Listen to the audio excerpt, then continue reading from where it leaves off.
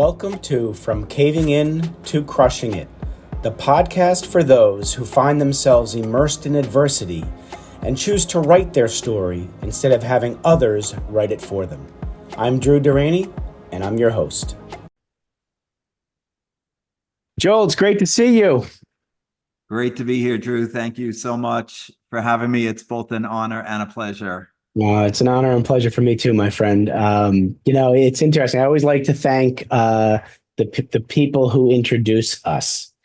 And you and I have crossed paths in many different networking events and hadn't had a chance to connect one-on-one until I spoke with John Phelan. And so I want to thank John for the introduction. John and I both went to the same university, Fairfield University in Connecticut, and I never met him there. I was recently introduced to him from somebody I graduated with in the class of 91 from Fairfield. So it says how important it is to connect and how there's a reason why it took this long for us to connect. And I also want to thank you publicly for supporting my son who's got autism and working with him with prosperity. You're a good man. So I want to thank you for that. My pleasure. It was a great pleasure to work with him. He's a gift. So thank you. Thank you. And he speaks very highly of you, as do I. So Joel, there's many reasons why you're on. I know before we hit record, we talked about how I have a belief that there's three different men out there, and we can be all three of those men in the same day, depending on our level of self-awareness. And you have man number one, who's loaded with blind spots about his life, doesn't do anything to change, and nothing ever changes for him. And we have man number two, who notices the adversity, yet considers himself the victim, does nothing, and nothing changes. Then there's man number three, who you are, a man who has had the adversity and at some point in his life had a defining moment that got him to realize that a lot of the stuff that happens to us is really happening for us. And it's more an opportunity rather than a barrier to become a stronger man. And we do something about it. You're man number three, Joel. One of the reasons why I wanted you on. If you could reach back as far as you need to find that one or multiple defining moments that had you realize and you said to yourself, hey, Joel, is a better way to live, man, and I'm doing it. Help us with that. Well, great question, Drew. I've had a number of those moments throughout my life. I'll pick one, which was my second divorce back in December 2007. And, I teach my clients that you create your life and to take full responsibility for all aspects of your life. And so I do that. And I will tell you, and I told my former wife recently, that she is my greatest teacher in this lifetime. And so, again, I take full responsibility for every relationship I get into, and every relationship I unfortunately have had to get out of. Yeah. And we had two young kids at the time. They were 1.5 and 3.5. And I started worrying as we got closer to the separation date, when we were literally going to separate from each other physically.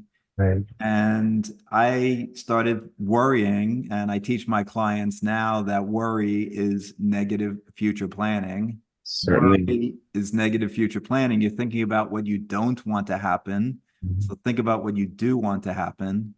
And I was worried. I went down this black hole of, I'm not going to see my kids again.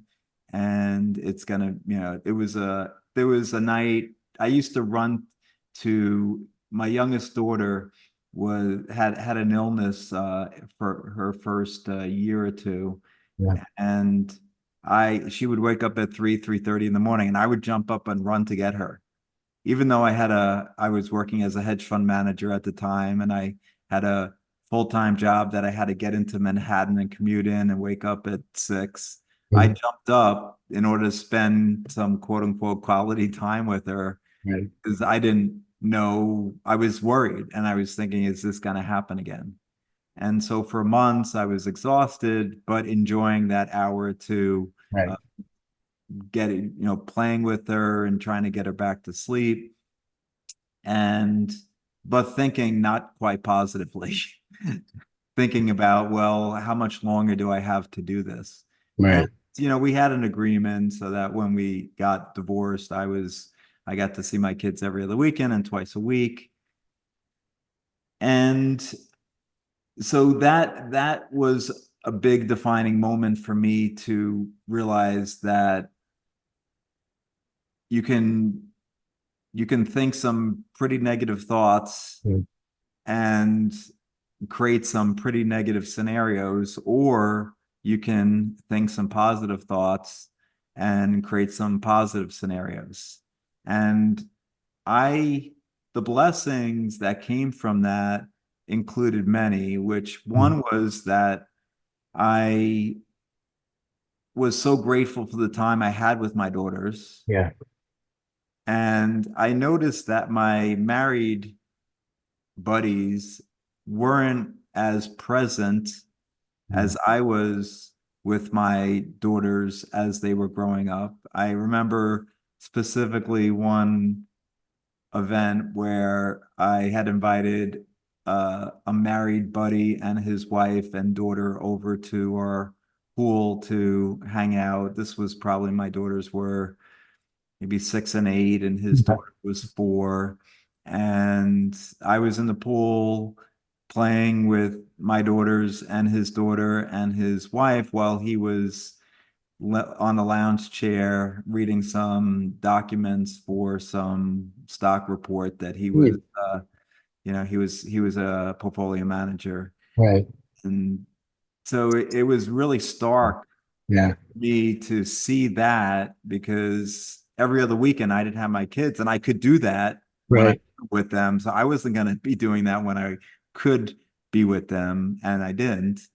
And so treasuring that time with my daughters that I had with them growing up, because it was limited, and being really present and enjoying that time, that was a gift. That Wow. was a thing.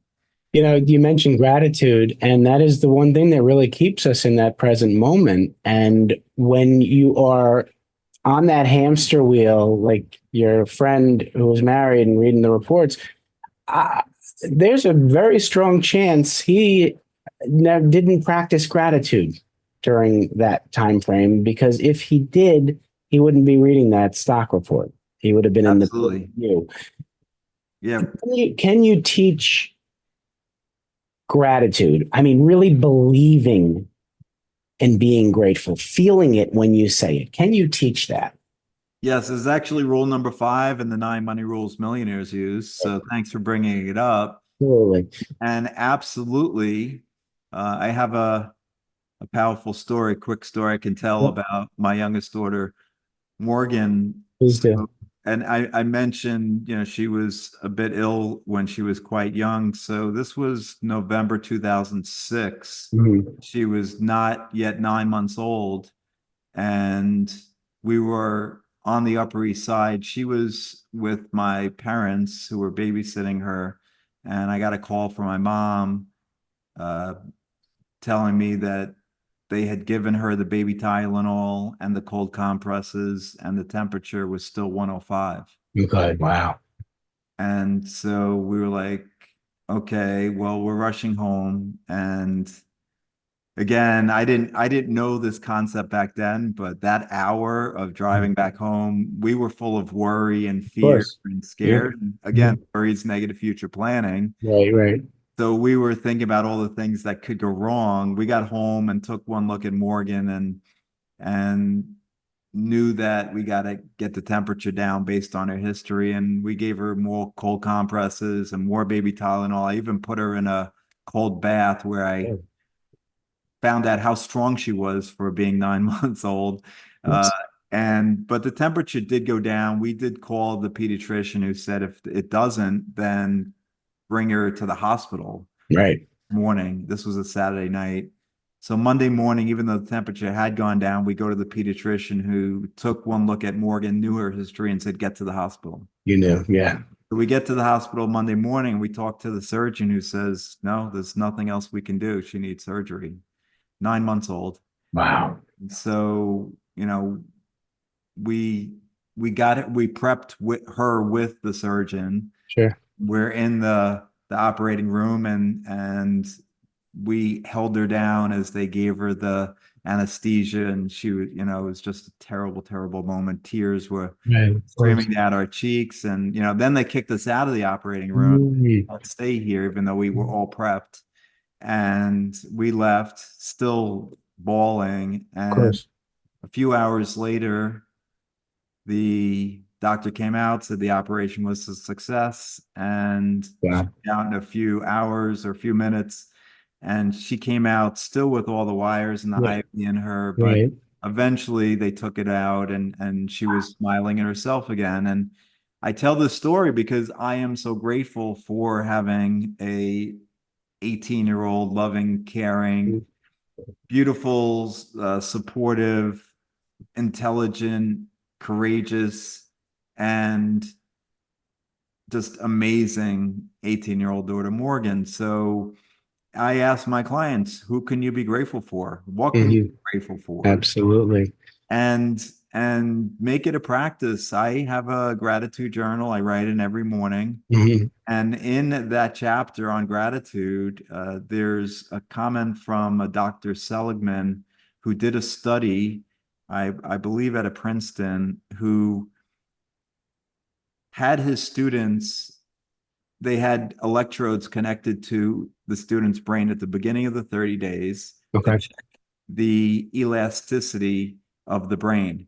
And Okay. then they had every day for 30 days, they wrote down 3 things they were grateful for and why. And then at the end of the days, they put the electrodes in and again connected to the brain and checked the brain synapses. And they had expanded Hmm. in those areas of happiness. Yep. So when you're more Absolutely. grateful, you create more happiness, which is rule number 3 in the 9 Money Rules Millionaires Use. Can happiness buy you money? And so it's a powerful technique. Now, writing down what you're grateful for and why Hmm. is powerful. But like you commented, Yeah. the feeling is really important too. Right. How can you get into that feeling of gratitude? And I recommend closing your eyes and considering not to compare, but to consider that you are living the dream life Hmm. of billions of people on this planet. There Hmm. are billions of people that would love to trade places with you, even for just one day. One day. Yep. That's so true. That's so true. Wow, there's so much here. So yes, audience. Joel Solomon is a best-selling author. Has written the book, "The 9 Money Rules Millionaires Use," and we are going to get to that. I want to talk about that journey to writing that book. Now, you are a certified IP trainer. What's IP stand for? IP stands for Infinite Possibilities. So it's a book that Mike Dooley wrote Hmm.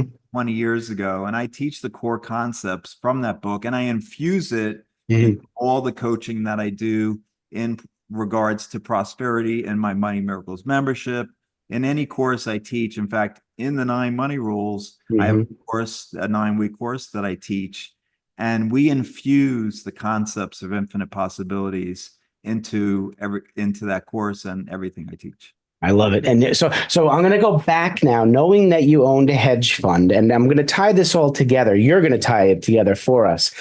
You have a man who was in the financial industry, hedge fund, and there are stereotypes of men and women in the financial industry. And when you were, I want you to talk about the hedge fund and the fears you had and all that, and how you got to be the man you are now as a prosperity coach who ties now in money and how you can have prosperity and money just by being. Can you just lead us through that circuitous route? Let's start with the hedge fund stuff and get us through. So if you had asked me my dream back in 1993, Right. what's your dream? Mm-hmm. I would have said money manager. I Mhm. really Right. enjoyed analyzing and investing in stocks. I still Okay. do to this day. Right. And Right. I do teach that continued today. Yeah. And I had no experience. I had no background. I was coding at an insurance company at the Okay. time. Right. And I reached out to money managers who gave me doubt, a Mm. ton of doubt, a Of lot course. of rejection. And they said, you can't do it. You have no background. You need 20 years experience.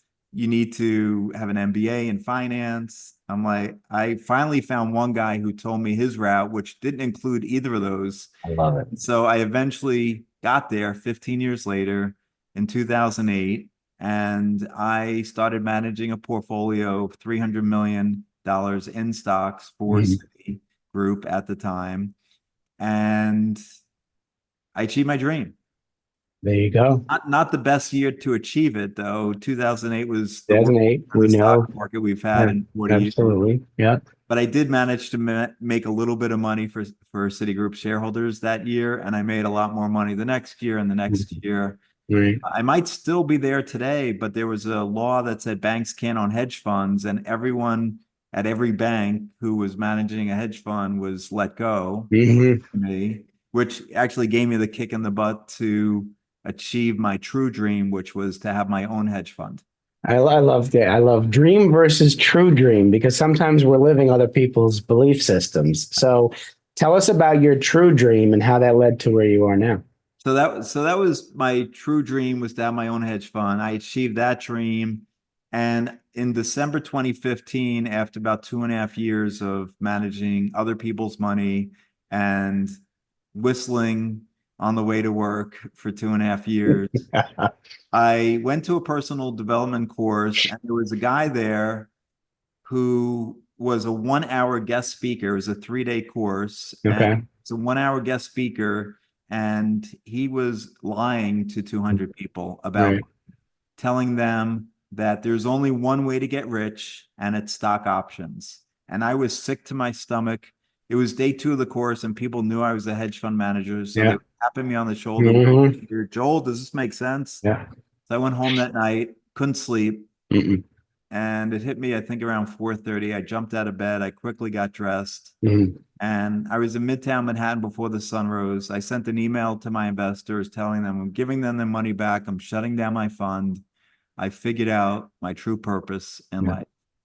And so my lawyer wasn't too happy. My CFO was less happy, course.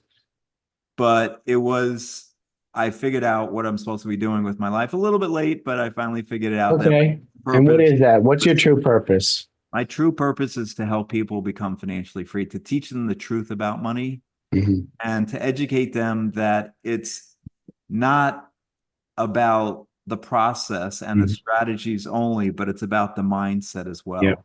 And Absolutely. so that's what this book is about, the 9 Money Rules Millionaires Use, and being prosperous, as you mentioned, being abundant.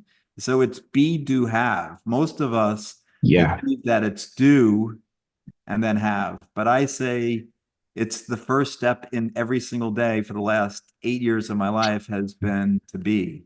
Just to be who you are. Yeah, because what you're saying is the true way of manifestation is be, do, have. Most of us think we need to have, let's say it's money, have the money in order to do certain things in order to be happy. Right. And it's the opposite. It's you need to be who you are at Right. your core, because then you start to do things that are aligned with who you are. And then that money starts to follow. And most of us don't have the patience for that. So I want you to get into how do we have learn the patience to be, do, have, and get a little into the 9 money rules of millionaires use and how that ties together. Patience is a mindset. Hmm. And what I teach is, if rule number one is belief, when you Okay. believe. Hmm. So what do you believe? Do you believe you can be patient? Do you believe that it can be easy to manifest money? Do you believe that it can be easy to have what you want, to do what you want. And so belief is so critical. Mhm. What are your beliefs around money? What are your beliefs around abundance and prosperity? Mhm. You were taught growing up that you need to work really, really hard to be rich Yes. and successful. That's what I was taught. Yep. And Mhm. it hit me in 2008 when I was working 75 hours a week for Citi that I could continue doing this and I might not see my kids become There teenagers. you go. And Yep. I realized I needed to work smarter and have a Mhm. different mindset, Right. have fun. And that's how the 9 Money Rules Millionaires Use came about, because in the end of 2008 into 2009, I started changing my mindset and acting Mm. differently, and realized that when I was happier and having more fun and more grateful, Mhm. that money flowed, Mhm. abundance flowed, prosperity Mhm. flowed. Mhm. And when I can visualize what I want to happen, which is rule number 4, Mhm. then I can have what I want to happen. I love it. And so it comes back to your belief. Yeah. And most people believe it's really, really hard to be rich. You have to work hard. Mhm. Everything's hard. It's, you got to make a lot of effort. You got to move matter to create matter. And that's linear thinking, as Mhm. we talked about, Right. before we got on here. Yeah. Absolutely. And there's non-linear, there's quantum physics Mhm. going on. Yes. We can't see that Mhm. is actually creating a lot Yeah. of what's going on in the physical world. Mhm. Mhm. And so in Mike Dooley's Infinite Possibilities book, his first chapter is thoughts become things. Yep. Now, not every thought's going to become a thing, because you may have a thought and you may have another thought that completely contradicts that. Contradicted. Right. Right. So you got this going on. But if you keep on thinking thoughts Mhm. of abundance and prosperity and believing, by the way, a belief is just a thought you keep on thinking. Absolutely. Yep. Well, it's interesting you mentioned Mr. Dooley, because on average each individual has about 70,000 thoughts per day, and I think we only can recall about 2% of those, like maybe 1,400 of those, and our brain activity is 95% subconscious. So we've got 5% of our brain activity that's conscious, and so to work on being conscious of those 2% of the thoughts, and most of them are they're illusions, right? The more we're in our head, the more we make stuff up. Once we can negate those negative thoughts and think positive, like you say, it does do wonders. Yes, absolutely. We can change the way our brain thinks. Absolutely. And so I will challenge anyone who's listening or Mhm. watching this Mhm. to watch their actions Yep. for the next day, because your actions are a really good tell on what your beliefs are. Mhm. Very true. Yep. So if you're working from home and you're in your office space and you eat lunch in your kitchen, and every time, and you're back in your office space 20 or 30 minutes later, and every Mhm. time you leave your office space, you turn off the lights. What is that action saying? Is that prosperity consciousness or poverty consciousness? Very interesting. Check So, check your actions. Or I had a client 2 years ago when gas prices doubled. right. Instead of continuing to fill up his tank, he put in $20. And Oh, wow. then he'd have to go to the gas station again the next day or 2 days later. Interesting. Was he acting out of prosperity consciousness or Yeah, poverty consciousness? it's certainly poverty. That's very interesting. You're right, Joel. There's always that question, or has been that question: what comes first, the thoughts or the feelings?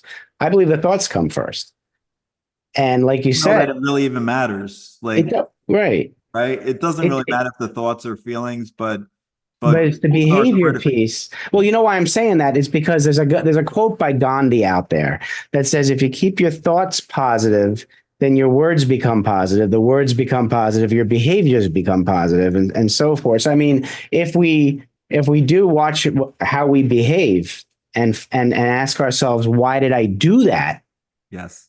It gets you back to that, what your thought is. And then in that 5% conscious state, if we can eliminate the bad habits and create positive habits that then become our subconscious, it is a process. Absolutely a process. And it's back to just what you started the podcast with, which is being self-aware. Right. And the more you can be aware of your thoughts and feelings and emotions, Yeah. the more you can shift and change and Love it. and become more prosperous and abundant. Oh, absolutely. Well, Joel, the audience certainly has captured the essence of Joel Salomon, and they're going to want to get in touch with you, my friend. So, audience, Joel's offering a 30-minute free prosperity coaching call. All right. And I will put this link in the show notes, but you can book a 30-minute free prosperity coaching call with him at app.acuity, ACUITY scheduling.com/SCHEDUEL/FA93EE09. That's why I'm gonna put this in the show notes, because that's And the there's letters and an easy numbers. way too. You can just go to solomon.com. Well, there you go.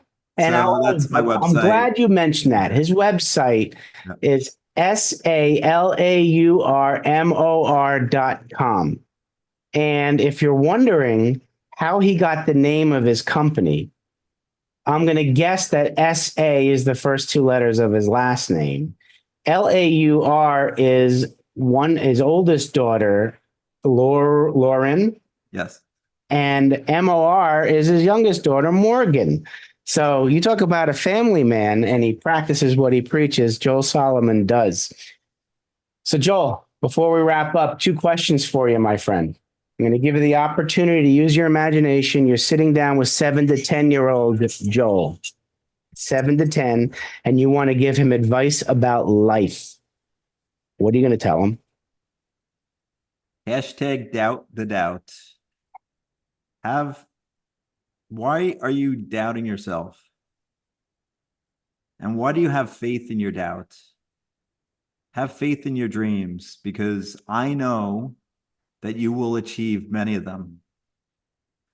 And if you continue to think your positive thoughts, dream your dreams, take those baby steps, so much of what you want to happen will happen. And there are people out there that will doubt you, and they will get in your head. And you have the opportunity to not listen. I love that. Doubt the doubt. I love that, Joel. All right, switch hats. You're now sitting down with young Joel, the young businessman, young entrepreneur, and want to give him advice about business. What are you going to tell him? I don't think it's any different. Doubt the doubt. You're in your business. You're gonna have times when you're flowing, and there's times when you're flowing even more. Mm-hmm. When you're not flowing as much as the high flowing, your mind's gonna play tricks on you. Mm-hmm. It's gonna give you doubts. You don't have to listen to that ego. Listen to your soul, because you're doing this for your purpose. You're doing this because there are people out there who need your help. Mm-hmm.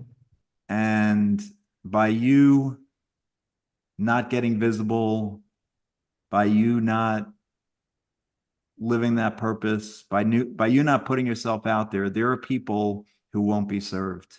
Mm-hmm. And there are so many people who need your service. So stop doubting yourself, Mm-hmm. doubt the doubt, have faith in the dream, and know that there are millions, if not billions, of people that are waiting for you to get out there and do what you're supposed to be doing. Love that, Joel. Love that, Joel. We got to all start telling our story, because somebody needs to hear it. Yeah. Well, Joel, I want to thank you for coming on. Thank you for being my friend, coming into my life. There's a reason this happened. Please keep doing what you're doing. You're a wonderful human being, and you are helping so many people live their dreams. Thank you so much, Drew. I appreciate you. Thanks for having me. Absolutely. All right, everybody, take care of yourselves. Thanks so much for listening. If you enjoyed the episode, please subscribe and give us a review to help others find it. I'd like you to answer this question. Are you living the life you want to live, or are you living the life others want you to live? I'd like you to think about that for a second, because I strongly suggest you live the life you want to live. If you want to learn more about what I stand for and my services and how I'm able to help many men get out of their own way, please go to my website at www.profitcompassion.com. Feel free to also email me at drew@profitcompassion.com. I'd love to have a conversation with you. Take care of yourself and choose to write your own story instead of letting others write it for you.